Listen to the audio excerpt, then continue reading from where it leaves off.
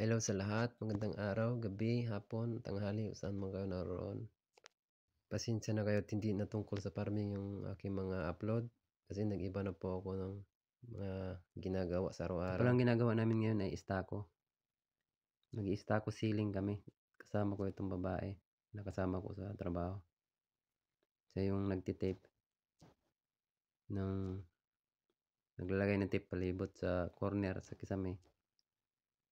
Kasi kailangan i-tape para hindi madumihan yung pader. Ayan, madali lang naman yung trabaho kahit babae pwede. Ituwid mo lang, ganyan. Kailangan nakadikit kasi pagka hindi na masyadong dikit, tapos nalagyan ng plastic, tapos pag nabasa ng istako yung tape, pag hindi gaanong nailapat, nalalaglag yung buong plastic ng buong kisame. Tapos yun na, magtuloy-tuloy na siya kasi kabit-kabit yan eh. Pag nagtuloy-tuloy na ng bagsak, wala na, hindi mo na mapipigilan, matatanggal na lahat. Ayan, nilalagay na niya yung plastic. Madali lang. Kahit sino pwedeng gumawa niyan. Madali lang siyang matutunan. So, ganito yung trabaho namin dito sa abroad.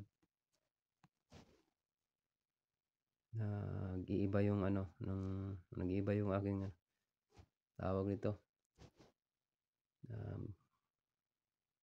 Ginagawa, hindi na tungkol sa farming. So, yung ginagawa ko tungkol sa farming parang wala na. Sa ngayon, mga malabo nang mangyari, wala na. Kasi umalis po ako sa atin. Kahit tapos na siyang mag-plastic. Kailangan talaga balutin yung yung buong pader. Tapos yung plastic na ginagamit namin, ano pala tawag niyan? Painter's plastic. Ang lapad niyan ay 10 feet. Sagad din siya sa baba. So kahit na yung bahay ay may mga gamit, may mga kama, mga kung ano pala mesa, mga cabinet nila, tinatakpan namin bago kami mag-i-spray. Tatakpan namin yan, babalutin namin para pagkatapos na, tatanggalin na lang yung plastic, kunti lang yung lilinisin, kunting vacuum lang. Tapos na siya. Tapos yung sahig nilalatagan din namin ng Hazmaster. Yung para siyang membrane na waterproof na nilalatag. Tapos madikit din. Yung mga materials na yan parang wala sa atin. Itong plastic, hindi ko lang parang mayroon. Tapos ayan nabuo na ng plastic lahat, natakpan na. Mag-umpisa na tayong mag-spray. Ayan, pati ilaw tinatanggal, tapos yung fire alarm binabalot para sigurado na walang matatalsikan na mga hindi nakasama sa dapat masama. So, maglalagay na tayo ng istako texture. Ayan na, magbubuga na ako. So, madali lang siya na trabaho mga master. Pag pantayin mo lang yung yung buga niya, parang ano yan eh, splatter. Tapos sinsinin mo yung sa kilikili, sa corner, kailangan walang ampaw, yung mabuhaghag, yung tawag dito sihag. O kailangan hindi sihag. Pero sobrang nakakangalay niyan. Ang bigat kasi ng hopper na yan. Tapos pupunuin mo ng texture. Sobrang nakakangalay. Kaya makikita nyo dyan, ayun o, panay lapag ako ng binababa ko siya, sobrang ngalay talaga. Yung ginagawa namin na yan ay maliit nga lang yan. Nasa 40, mahigit lang yan, square meter. Kasi parang yan eh, bahay ng tawag nito, home for the aged. Binaha kasi yung second floor na yan. Kaya tinir down namin yung buong ceiling, tas pinalitan. Hindi ko lang naipakita yung pagpalit ng ceiling na yan. Pero kami din yung naglagay ng ceiling na yan. Nagpintura, nag-flat. Tapos ito lang yung istako yung naisipan kong ipakita. Panay ako baba ng kasi saglit lang, sobrang nakakangalay. So what more kung ang i-istako namin ay malaking bahay, di ba? Sobrang nakakapagod talaga. Nakakangalay siya. Ngawit na ngawit ako diyan. Pero saglit lang naman yung ganyang kalaki, bubugahan mo. Ano lang yan siya, nasa mga 20 minutes lang siguro o pinakamatagal. So ito tinatanggal na pagkatapos namang bugahan, so wala ng patumpik-tumpik, hilain na agad yung tape pababa habang malambot pa yung texture. So ito pala yung kisame dito, parang standard nila yung Istaco texture.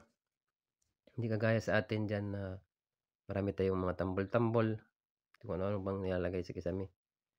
Sa kanila napakasimple lang, parang yan talaga yung standard nila kasi lahat ng bahay dito, mapa-building, bahay, mga hotel, ganyan yung kisame nila. Simple lang, texture lang. Hindi ko alam kung ano, may purpose ata yan sa klima nila dito. Kasi hindi lang siya basta na ginaganyan lang siya na design lang. Parang may purpose yan. Parang kasi hindi na yung pinipinturahan eh. Pagkabuga ng ganyan, wala nang ipapatong na pintura dyan. Yan na yun. As is na siya. Puting-puti yan siya pagkatapos. So ayan. So natanggal na. Malinis na. Ito palang design ng Istaco na to ay splatter lang siya. Hindi siya knockdown. Meron pa kasi isa niyan yung knockdown. So ganyan din yung ibubuga mo pero ina-knockdown mo siya. Gamitan mo siya ng parang blade na ihahagod mo siya para mag-flat. Yan. Tapos meron pang isa yung tawag naman popcorn. Yung Istaco popcorn. Meron pang isa pero parang lumang design yun at hindi na gaanong ginagamit dito. Ito na yung splatter at saka yung knockdown. So pagkatapos, malinis yung gilid, ayan na, pipinturahan na namin. Ikakat corner, yan sa kasami.